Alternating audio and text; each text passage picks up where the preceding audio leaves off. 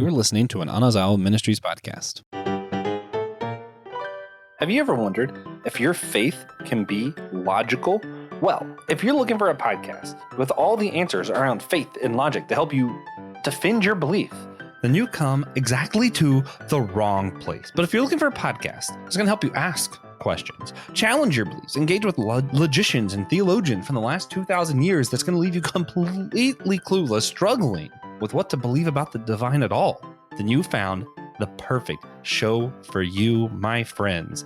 This is a show designed to give you more questions than answers. I am Joshua Noel, and I'm just a dummy who loves God and theology and legit logic, and hopes to show my love for God by studying and thinking deeply about topics that people smarter than me have been thinking about for thousands of years now. Man, this is going to be fun. And we've been going through logical fallacies. Today, we're going to be talking about the bandwagon fallacy. But first, I'm going to pause for a second, because some people are like, wait a minute, you're throwing all these things, and a lot of these things aren't similar. They're not the same. Saying this isn't the same as that. When you think of logic, I want you to try to think of like math. Logic is just math. So we're not saying that we can prove God with math, with science, or with logic, anything like that. What we are saying is that our beliefs in God shouldn't be illogical or unreasonable. So what I want you to do, think of math. So if I say that 1 apple plus 1 apple equals 2 apples, I know that to be true. And if I tell you I know that to be true because once I had an orange and I put it with another orange and there was 2 oranges, you can't say I'm wrong because that's comparing apples to oranges, because I literally am, because the equation's the same. 1 plus 1 equals 2. Does not matter what the one thing is. Doesn't matter if it's 1 apple plus 1 apple or 1 orange plus 1 orange. Still going to equal 2 of whatever we're adding 1 up together. Same thing with logic. So when we're talking about logical fallacies, I might be comparing things that seem wildly different, but the equation itself should be the same. So the ability to use logic, the ability to think about these things reasonably should be the same one way or the other. So with that, I hope that example kind of helps. Remember, I'm a dummy, so I don't always explain things the best, and I'm just out here trying. So today's fallacy I mentioned is going to be the bandwagon fallacy. So I'm going to, and another name for this type of fallacy is the argumentum ad populum, but that's Latin. We're dummies here. We don't do Latin. So we're going to stick with the bandwagon fallacy. The way I'm defining that today, and the way I think it was more typically defined, is an argument that relies on the popularity of a belief or stance. It's fallible because people could be wrong about the same thing. And they could be wrong because they assumed something was true just because everyone else did. So I can't say, oh, well, everyone thinks that the sky is orange. Because if I'm saying that because everyone thinks that, and everyone thinks that because everybody else thinks that, you see, it's like it's a cycle. It's self-perpetuating, which is what makes this one of the most dangerous fallacies because of how it is self-perpetuating. I could get 3 people to all say the sky is orange, and someone else says, well, they all think the sky is orange, so it must be orange. And the more people that say it, the more people are likely to go, oh, well, everyone thinks the sky is orange, so it must be orange, when it's just not. So the more people who fall for this fallacy, the more bad reasoning can grow. So people who start something like this, it actually can grow and grow and grow until a lot of people are fooled into thinking something that's simply untrue. So that's some of the dangers when we're talking about this fallacy specifically. We are going to be going over a few examples of this fallacy. As always, I like to start with some more just on the floor, regular things that you might encounter in your life kind of fallacy. You'd be, oh, okay, so that's what we're talking about. And also because it's still important to challenge these things. For example, a very popular use of this fallacy, people will say Apple products are the best. iPhones are the best because everyone has them. Everyone has them because they're the best. Everyone has them because they think they're the best. And the reason they think they're the best is because everyone has them. You see how that's like circular. And it doesn't necessarily mean anything. You know, everybody could be wrong. There could be some other phone that no one's heard of that's even better. The earth is flat. That's a great one. For a long time, everyone thought the earth was flat. Everyone made fun of certain people for trying to prove otherwise. And then everyone was wrong. And you even had people doing that whole, oh, you're on the wrong side of history. Oh, you don't know what you're doing, man. You're just stupid. You're foolish. And he's like, no, pretty sure the earth's not flat. And he went and he proved it. So the earth is flat. That's one. Everyone believed that for a long time. And the reason everyone believes because everybody else believed until someone was willing to challenge it. If your parents ever said, well, if everybody else jumped off a cliff, would you? That is the parents' version of saying, hey, bandwagon is bad. But they seem to, a lot of times we seem to forget that as we become adults. You might see advertisements like to use this fallacy to get people to buy into their products. It's the movie that everyone's talking about. Everyone loves this movie. It's given a 90% on Rotten Tomatoes, whatever. bandwagon and appeal to authority get tied hand in hand a lot of times. So we'll talk about appeal to authority fallacies next time. But right now we're talking about bandwagon fallacies. See, bandwagon fans. You might have heard that term used, the whole, everybody likes Alabama right now. And that's the only reason you jumped on to Alabama. So bandwagon fans, that's a big part of the illusion. The election is rigged. You might hear a lot of people talking about how different things happen in the election. And we know that this wasn't on the up and up. This wasn't straight because X, Y, and Z. And a lot of times people believe this thing because, a lot of people are saying that it's rigged. So something must have happened. It must not have been as up and up as people say, because all of these other people are saying otherwise. COVID facts. You saw a lot of, COVID's not real. Oh, you can't go outside. You can't do this. You can't do that. It's fine to go into church. It's not fine to go into church. Everyone kind of picked a group and just believed whatever the rest of that group believed for a lot of that time. Not always, but a lot of people just believed what everyone else in their group believed about COVID, which perpetuated a lot of falseness around it, where people were doing things that were unsafe, or people were isolating themselves more than they needed to because they just kind of went in with the group and believed whatever the group believed. So we saw a lot of damage done because of this kind of groupthink bandwagon fallacy there. Another one that gets used commonly today, you're on the wrong side of history concerning the queer stuff, LGBTQ stuff. You're on the wrong side of history when it concerns race, whatever else. That phrase, you're on the wrong side of history, is trying to say, well, everyone's going this way. Eventually down the line, no one's going to believe what you believe anymore. So everyone's on this side. So you're on the wrong side of history. It is an argument from populace. It's the bandwagon fallacy. And there's been plenty before. You look at the history of eugenics. Most people would say, oh, that was wrong. But at the time, you look at the founder of Planned Parenthood, all this other stuff. They said, oh, eugenics, that's the way, that's the future. And everyone who was against it, they thought of these, well, you just don't understand. You're on the wrong side of history is what people said about people who were against eugenics. But now most people are against eugenics. So we saw that argument, you're on the wrong side of history. Well, we saw that was false before. So we see that is just a bandwagon fallacy. It's a bad argument. And if you hear someone say that phrase, start the argument over. Hey, I need you to rephrase that. Let's think about this differently and have a meaningful discussion, because that phrase is unhelpful and it is a fallacy, something that we should avoid. The science says, if you ever hear the phrase, the science says this about a disease, the science says this about why people are born this way, the science says whatever. That is a fallacy. I took this from another website, this scene that is up now, but I like this little comic here. He says, I'm sorry, most people believe that that drug effect that you're talking about doesn't actually exist. Well, my data shows that it does. Why would I just bow to popular opinion? This is science. And then the next frame, no one in your tenure committee believes that drug effect exists. All of a sudden, oh, you know what? This data does look a little shaky. So sometimes it's your own group. So you fall into the bandwagon with your group. Like, well, everybody says this is wrong. Well, who cares? But all of a sudden, all scientists say this is wrong. Oh, wait a minute. Everyone says this is wrong. But then, God's way is the most important way, whatever. Your pastor, the churches say this is wrong. Well, wait, now I need to rethink this. So bandwagon doesn't just populace. It's within your own group. It is groupthink. That's the bandwagon fallacy. So all these kind of things are things that need to be avoided. Not at all cost, but at most cost. So we don't want to believe things just because everyone else believes that. We don't want to fall for something because everybody else is falling for it. Whether it's true or not, it has to be true or not on its own. And not because everyone says so, not because you're on the wrong side of history, not because the science says, not because the church says. You need to evaluate things on their own. Think for yourself, evaluate it on its own. Does this make sense?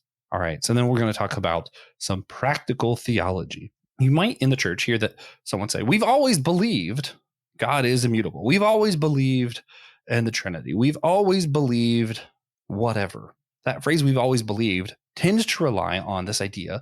And this is a little bit of a combination of bandwagon as well as looking through history. So the church struggles with this specifically around ideas of tradition. You'll see a lot of bandwagon fallacy because it's this many people throughout this many thousands of years believed it, so it must be true.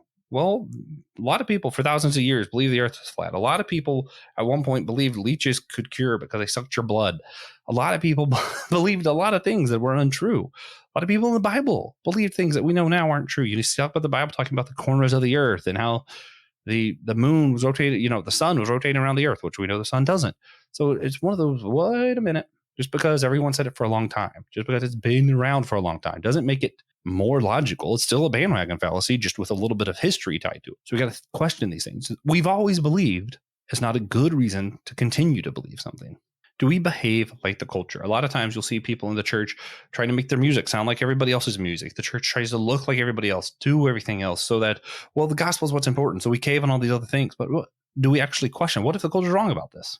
What if our movie should be different than the culture's movies? What if our art should look different? Our music should sound different. We have to question, rather than just try to look like the culture around us. We have to question, what does it mean to be the church? What does it mean to be Christian? That's different than what's just popular. Even within the church, we have to ask, what if everyone are we doing stuff that everyone else is doing in the church just because everyone else is doing it? Are we doing something that is right? Everyone in the church could be wrong about something. Maybe everyone in the church believes, just for example, a lot of churches use music in their worship. Well, your church uses music, so you think that's right. And what if you find out that one day you discover somebody else's thoughts on it? You look this up and you go, wait a minute. These other thoughts of music being absent from worship is actually more meaningful. Maybe you think that that's correct. How do you know if you don't question it? You can't just do what your church is doing because everybody else in the church is doing it. You can't believe what everybody else in the church believes just because they do. The church can be wrong. The people in your church can be wrong about something, and it's worth looking up everything. Are all Christians on the same political party? A lot of times you'll see a church where everyone's Republican and it's because the other side hates babies and wants to do murder, or everyone's Democrat because the other side doesn't care about the orphans or the poor. Question that. Not all Christians are a part of the same political party. Not all Christians believe the same thing politically. And if you're in church where most people do, question yourself. Do you believe what you believe about politics just because everybody else does? Question that. Challenge that. The authority of tradition. I talked about this a lot. From a practical standpoint, are we viewing tradition as authoritative just because that's what we've done for the longest of times? We've done this for a long time, so we're going to keep doing it. No, challenge it. Challenge it. My father's father's father. Use the King James version. Have you heard something like that? Or it's good enough for my dad and my dad's dad and his dad before him. That's a bandwagon fallacy. It's just attached to history. So we got to really think about these things. We can't just say that and expect that to be authoritative and that to be a good reason. That's not a good reason. Your dad and your dad's dad and your dad's dad's dad could all be abusive. That doesn't mean it's right to be abusive. They're not, hopefully. That's great. But they could be. There's many ways that people can be wrong for generations over generations. And we see that even in the Bible itself. So it's something to question. Constantly question everything. Read our Bibles. Let's pray. Read your Bible for yourself. Don't just assume it says what everybody says it says. Don't just assume that you believe what everybody else believes. Don't just pray the way everyone else prays. Don't just worship the way everyone else worships. Question why you do what you do in the church, why you do what you do out of the church, why you say you believe what you believe. Is it because of those around you, or do you have your own reasons? Have you thought through these things for yourself? Now, biblical theology, Paul is still named Saul. That might surprise a lot of people.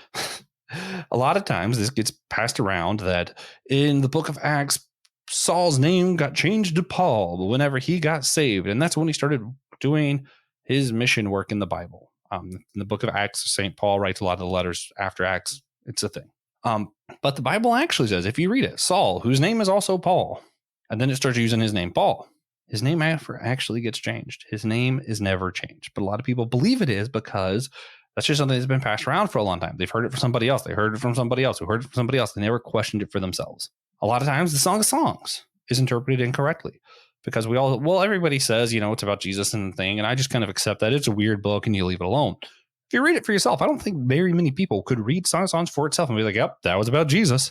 It's pretty explicitly talking about different people's body parts and some sexual stuff going on in there. And it's like, it's kind of weird to say that's about Jesus, actually.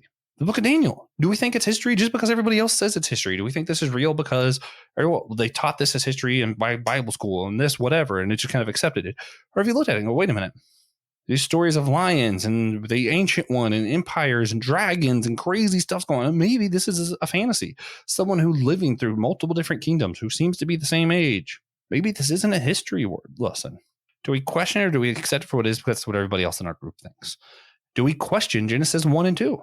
A lot of times we just think the Bible's literal because that's what we were told and it's what everybody else around us believes. But a lot of times if you read Genesis 1 and then Genesis 2, you say, wait a minute, things are happening in a different order. They're telling the same story twice. Why would they be doing this? If it was meant to be literal history, that should be confusing. But a lot of times we just accept it because that's what everybody else believes.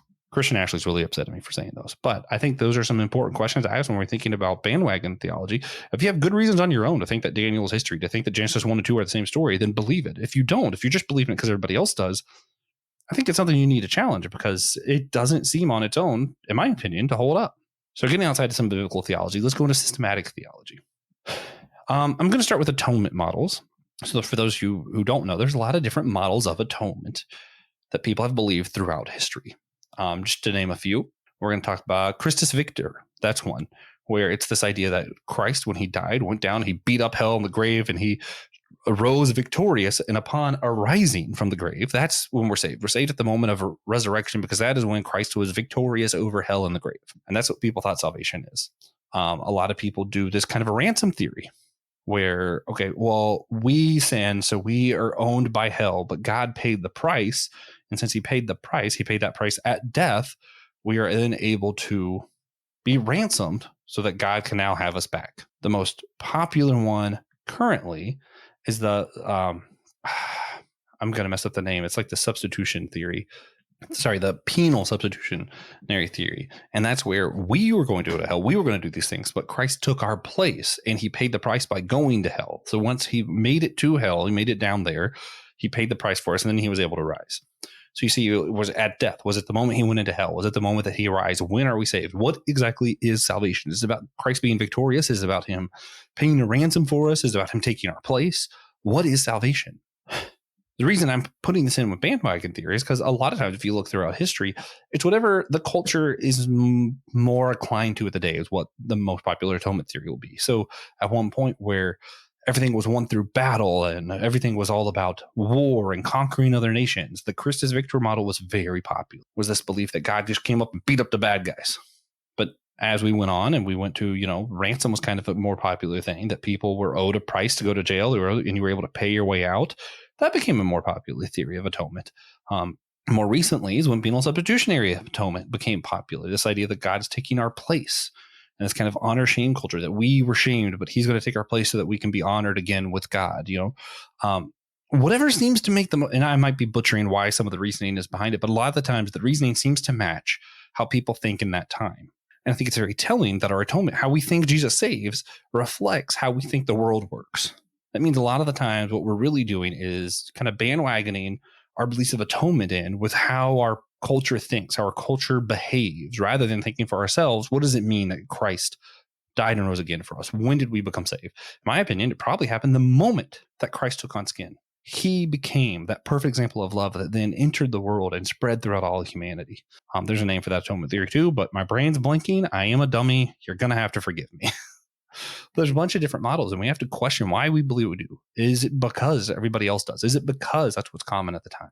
Outside of atonement theory, I also think our reaction to the deconstruction movement within Christianity also is around this. What deconstruction is, by its very nature, is the systematic questioning of bandwagon fallacy in the church. It is questioning, wait a minute, what if what I've been taught? What if what everybody else believes in the church is wrong? It's that systematic questioning of, wait a minute, why do I believe in the Trinity? Why do I believe in creation? Why do I not believe in evolution? Why do I think that this God is a better answer than some other God? Why do I think that salvation actually means something? Why do I think that violence isn't the way? Why do I think all these kind of things about Jesus saving? If there is a God at all, why do I want to be a part of the church?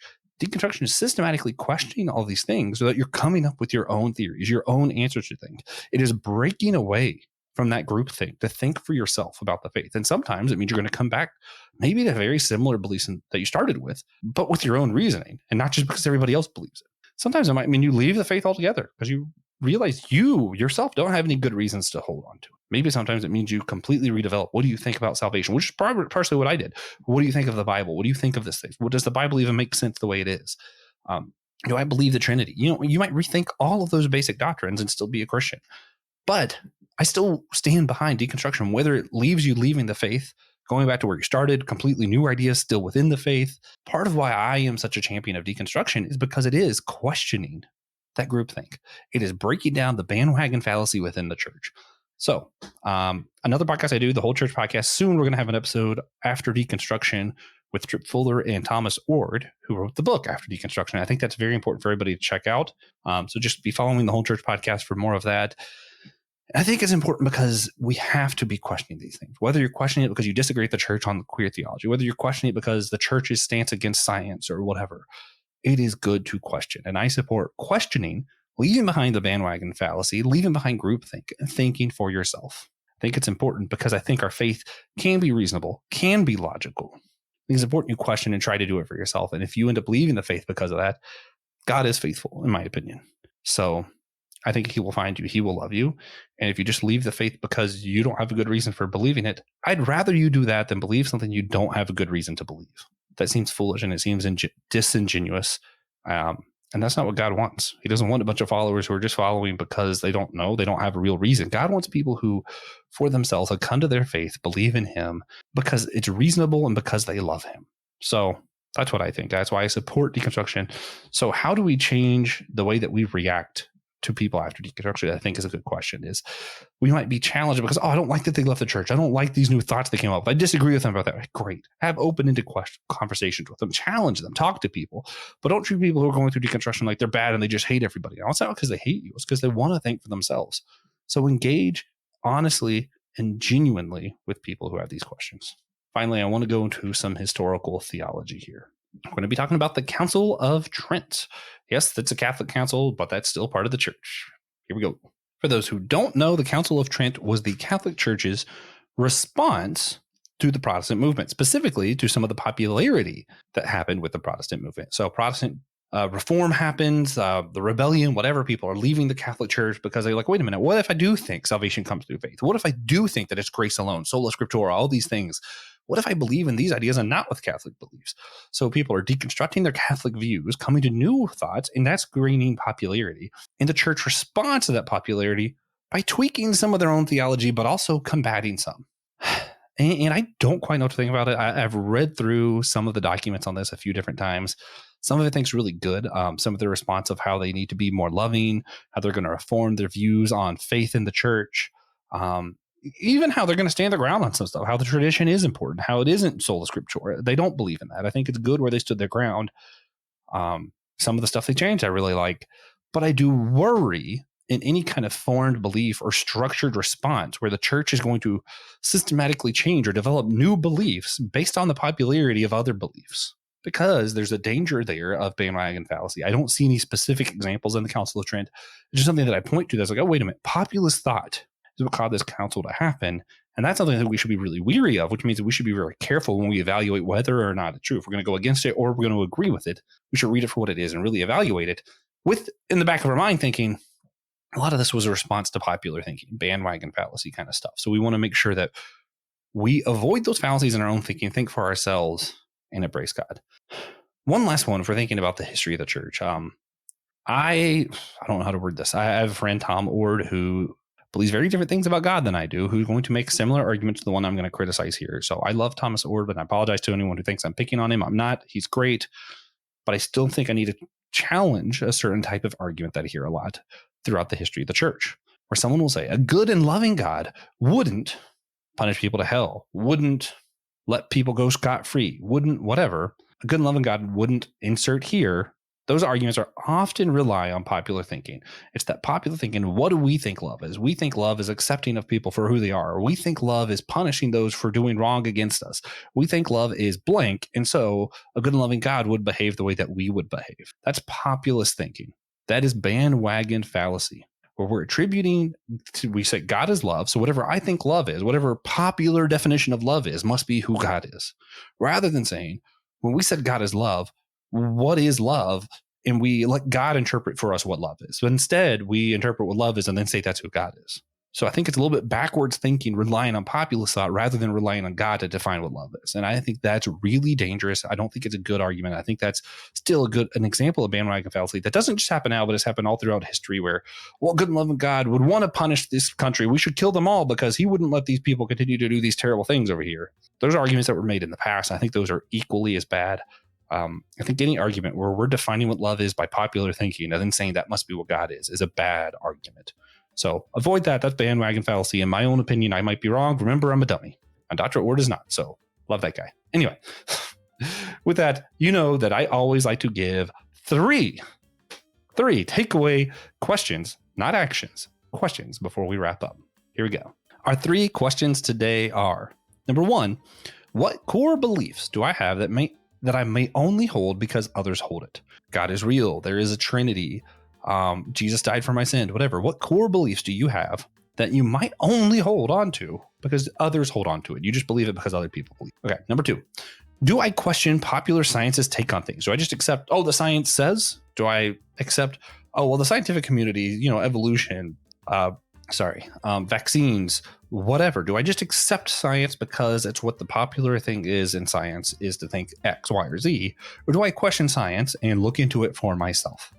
Okay, number 3, how should an understanding of the bandwagon fallacy change how we view the deconstructionist movement in Christianity? Remember, deconstruction is just taking that groupthink and challenging all of it, coming up with ideas of our own. So how should an understanding of the bandwagon fallacy change how we view the deconstructionist movement in Christianity? So those are 3 takeaway questions. One more time. What core beliefs do I hold only because others hold it? Number 2, do I question popular science's take on things? And number 3, how should an understanding of the bandwagon fallacy change how we view the deconstructionist movement within Christianity today? So I hope you guys take time, think about those for yourself, and really challenge yourself with these things. Don't just go, oh, okay, those are good questions, I'll ask somebody else. Don't challenge yourself with these questions. Really think about them. Take time with this on your own, please. I don't believe in certainty, but I do believe in question. Question is often better than a good answer. I hope these are good questions to get you started to ask even better. I'm just filming. So I hope you're all just as confused as I am. You're inspired to learn from the church's past, challenge your own beliefs, reject yourself, maybe based on fallacies like the bandwagon. Going forward, thank you all so much for joining this dummy on my journey to learn more about God and to love Him better. And I hope this has encouraged you to worship God in your own thinking. And of course, I hope this has encouraged you to keep on struggling.